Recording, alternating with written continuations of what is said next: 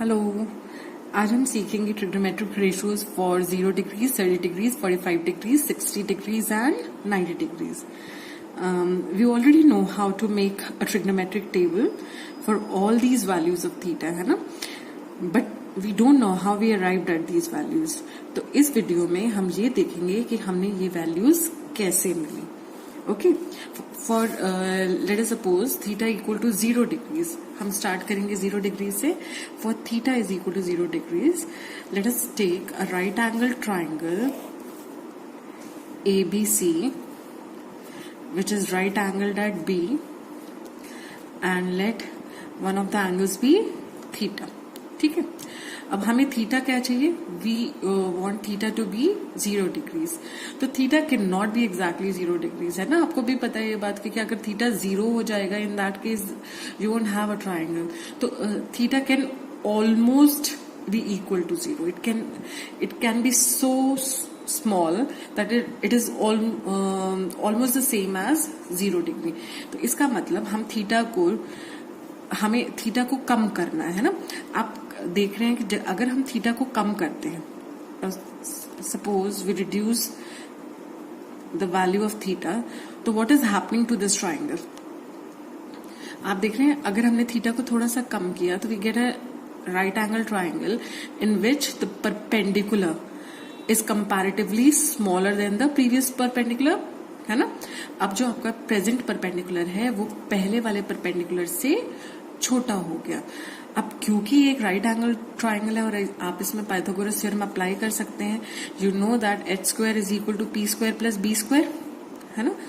तो इस केस में क्योंकि आपका p छोटा हो रहा है, आप जैसे जैसे थीटा को कम करेंगे, आप देख रहे हैं जैसे जैसे थीटा को आप कम कर रहे हैं, आपका जो परपेंडिकुलर की वैल्यू है वो कम होती जा रही है ना?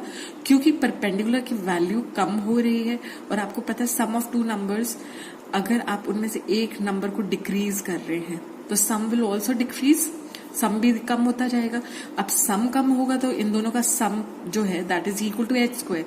तो आपका हाइपोटेन्यूज भी ऑलमोस्ट जीरो, हाइपोटेन्यूज भी ऑलमोस्ट कम होता जाएगा.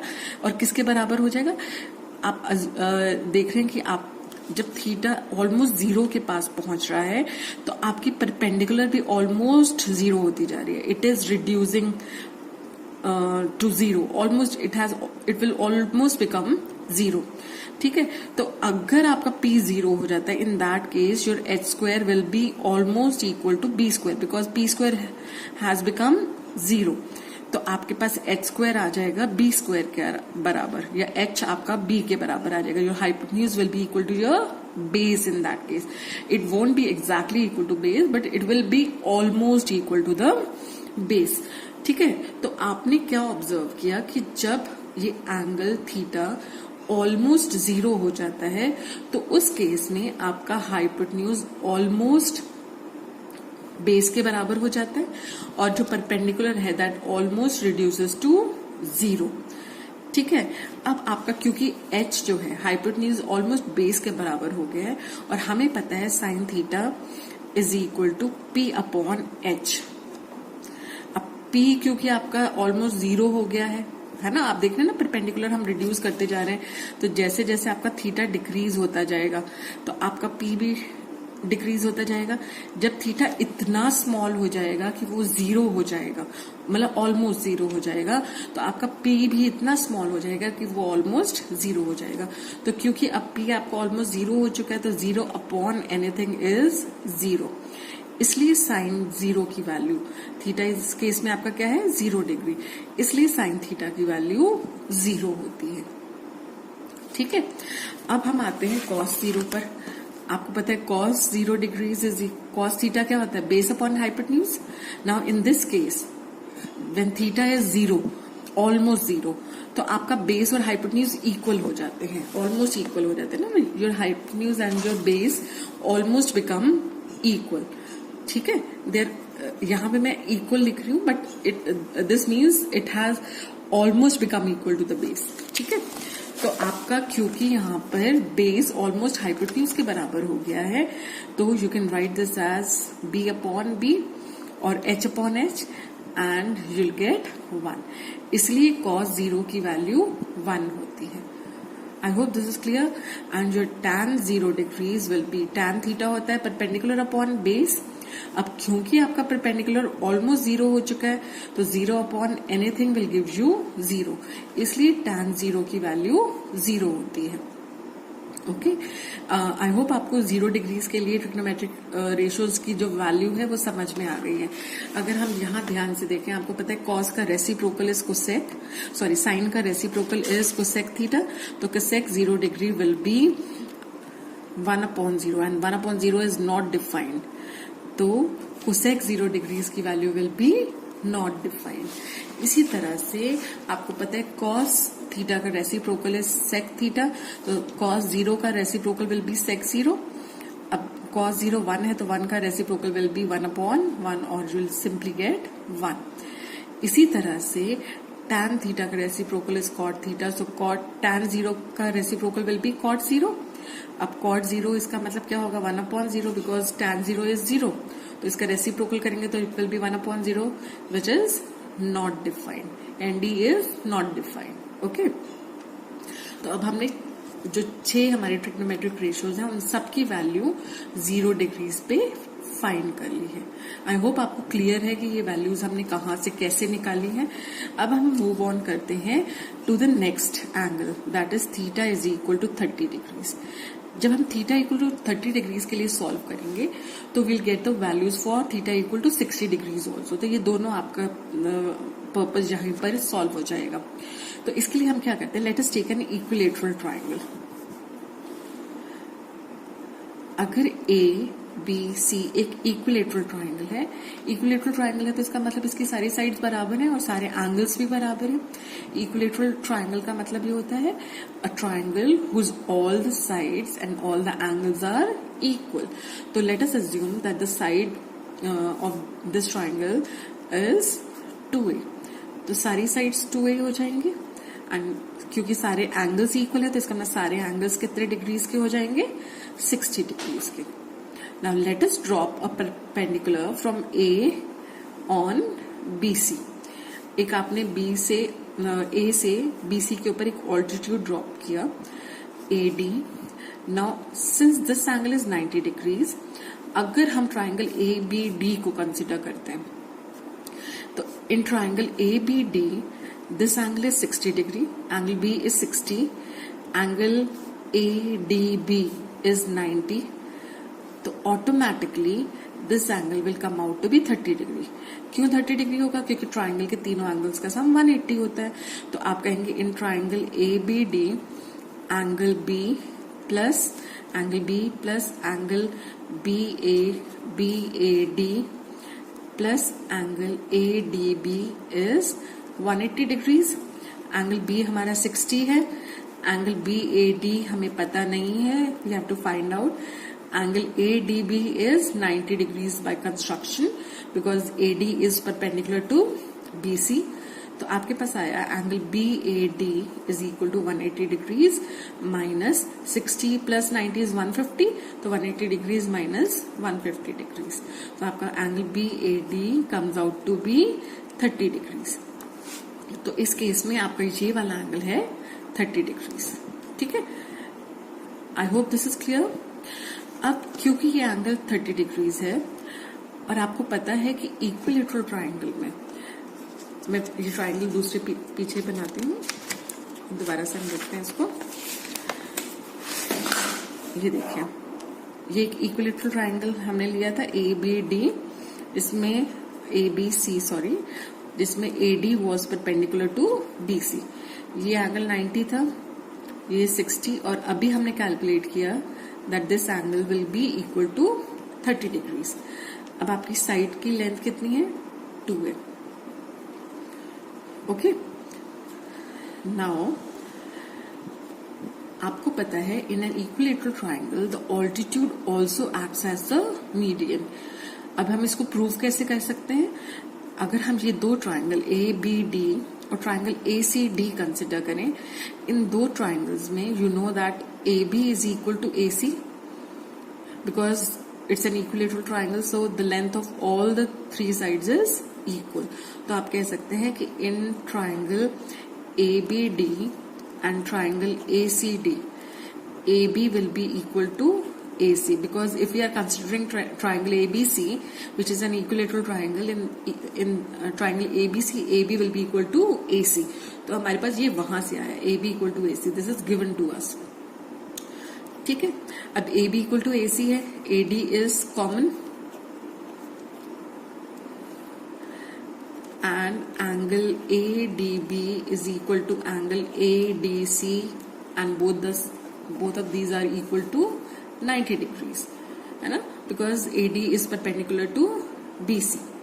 So this implies that triangle ABD is congruent to triangle ACD by RHS. RHS कैसे है? Because there is a right angle, एक right angle है, एक हाइपोटेन्यूज इन्वॉल्व है, 90 डिग्री के ऑपोजिट साइड हाइपोटेन्यूज होती है, इसलिए एक हाइपोटेन्यूज इन्वॉल्व है एंड एक साइड इन्वॉल्व है ना, इसलिए these two triangles are congruent by RHS.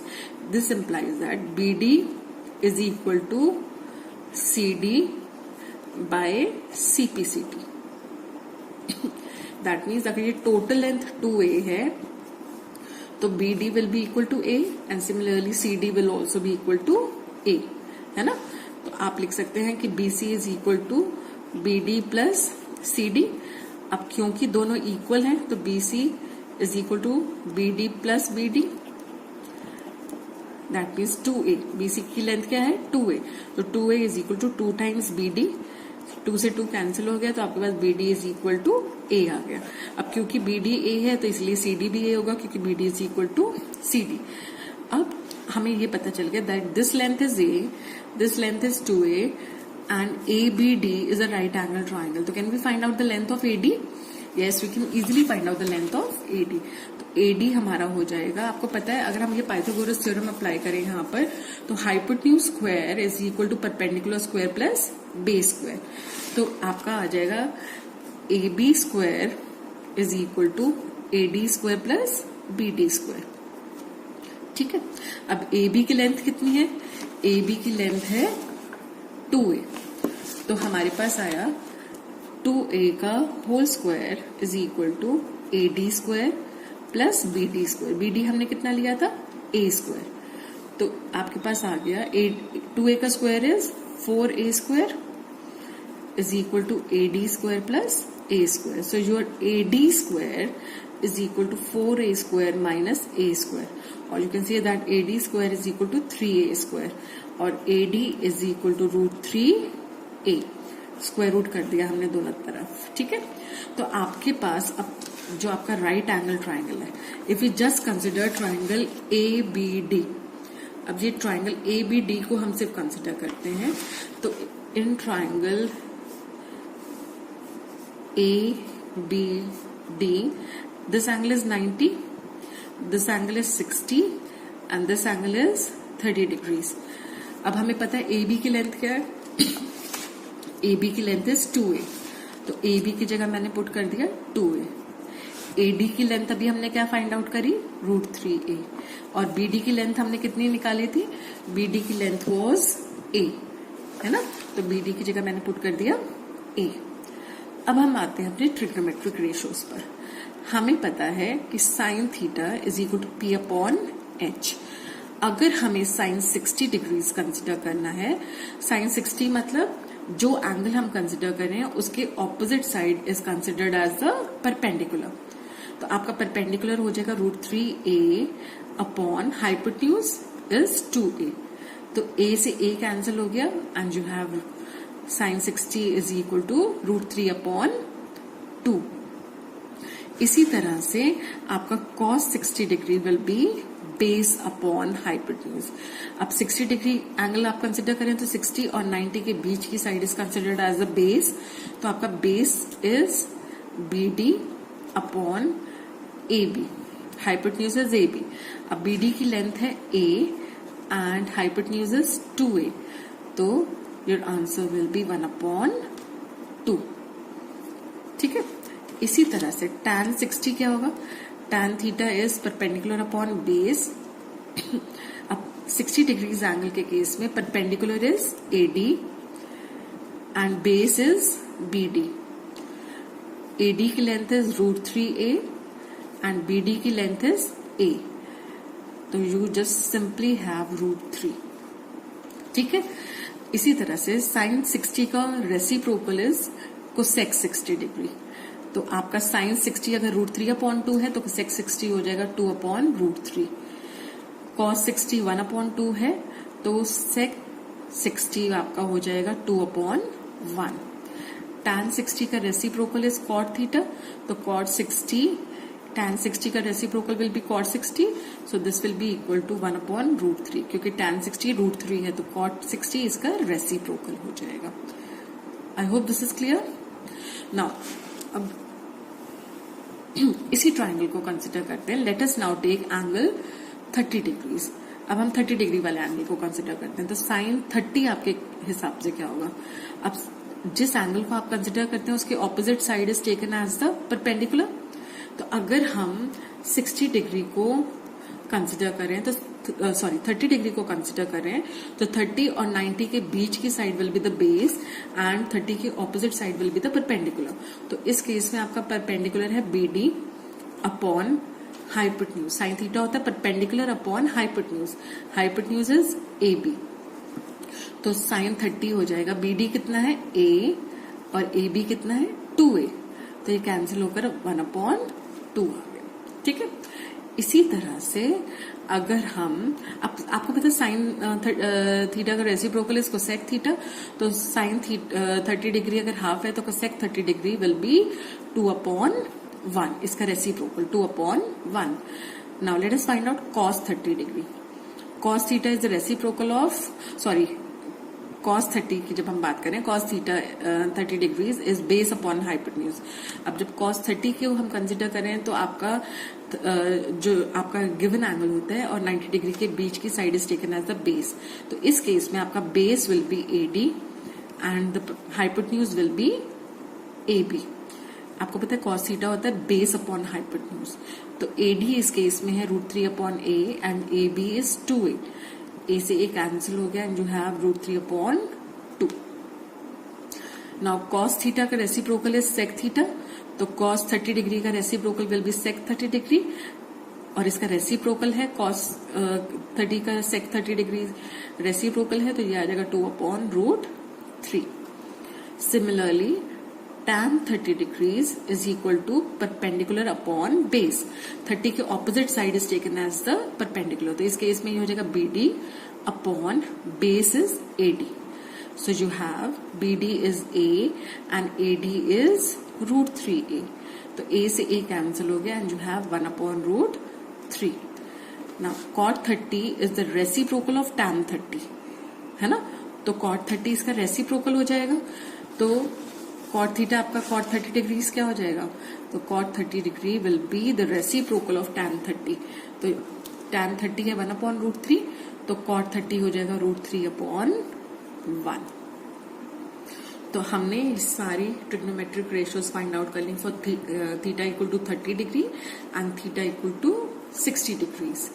Now let us move on to theta equal to 45 degrees. Now, in a right angle triangle, ABC, which is right angled at B, if suppose one of the angles is 45 degrees, तो आपको पता है क्योंकि triangle के तीनों angles का सम 180 होता है एंड दिस इज 90, तो आप कह सकते हैं angle A plus angle B plus angle C is 180 degrees. We don't know angle A, तो एंगल A को एज इट इज रहने देते हैं। Angle B is 90 degrees plus angle C is 45 degrees, तो आपके पास आया angle A plus 135 degrees is equal to 180 degree और angle A is equal to 180 degrees minus 135 degrees which is equal to 45 degrees. ठीक है, तो आपने देखा कि ये एंगल भी कितना आ गया 45 डिग्रीज। अब ये जो ट्राइंगल है इसमें आपने क्या देखा कि one angle is 90 degrees and other two angles are equal, so this is an isosceles right triangle. ठीक है, और हमें एक चीज ये भी पता है कि अगर किसी ट्राइंगल के दो एंगल्स इक्वल होते हैं तो उनकी ऑपोजिट साइड भी इक्वल होती हैं। तो अगर ये दोनों एंगल्स इक्वल हैं तो इनके opposite sides will also be equal. That means इसके ऑपोजिट साइड है BC और इसके ऑपोजिट साइड है AB, तो आपका AB will be equal to BC। तो आप कहेंगे since angle A is equal to angle C is equal to 45 degrees, this implies that AB is equal to BC, because if two angles are equal then the sides opposite to them are also equal। ठीक है, तो अगर आप BC लेते हैं X तो AB की length भी क्या हो जाएगी X। ठीक है, अब now this is a right angle triangle, तो you can apply Pythagoras theorem. तो पाइथागोरस थ्योरम से हमें मिलता है कि AC square is equal to AB square plus BC square. Hypotenuse square, the square on the hypotenuse is equal to the sum of squares of the other two sides. तो आपके पास आया AC square is equal to X square plus X square. तो AC square is equal to 2X square. That means AC will be equal to square root of 2x square और this will be equal to root 2x। तो AC आपका आ गया root 2x। ठीक है, now let us find out the trigonometric ratios for this। अब आपके पास आया AC की वैल्यू आपने फाइंड आउट कर ली root 2x। सो साइन 40 अगर हमें फाइंड आउट करना है, साइन 45 डिग्रीज, तो साइन थीटा हमें पता होता है perpendicular upon hypotenuse. Now in this case आप 45 कोई भी ले लें, बोथ आर द सेम और इनके opposite sides are also the same, तो this will be equal to x upon hypotenuse is root 2x। तो your answer will be 1 upon root 2। x से x कैंसिल हो गया। इसी तरह से अब क्योंकि साइन का रेसिप्रोकल इज कोसेक, तो साइन 45 का reciprocal will be cosec 45 degrees, so this will be equal to root 2 upon 1। ठीक है, नाउ cos 45 डिग्रीज निकालते हैं। हमें पता है cos theta is base upon hypotenuse, so this will be equal to, let us take this as a base, तो base is x, hypotenuse is root 2x, x से x cancel हो गया, हमारे पास बचा 1 अपॉन रूट 2। ठीक है, cos का reciprocal is sec, तो sec 45 degrees will be root 2 upon 1। ठीक है, now tan theta is perpendicular upon base, तो इस केस में आपका tan 45 will be perpendicular is x and base is also x, तो ये कैंसिल होकर आ गया 1, तो tan 45 डिग्रीज इज 1। tan का रेसिप्रोकल इज cot, तो cot 45 degrees will also be 1 upon 1 और that will be equal to 1। ठीक है, तो we have found the values of all these trigonometric ratios for 0 degrees, 30 degrees, 45 degrees and 60 degrees. Now let us find out the value of all these ratios for theta equal to 90 degrees. अगर theta 90 degree है, let us suppose we have right angle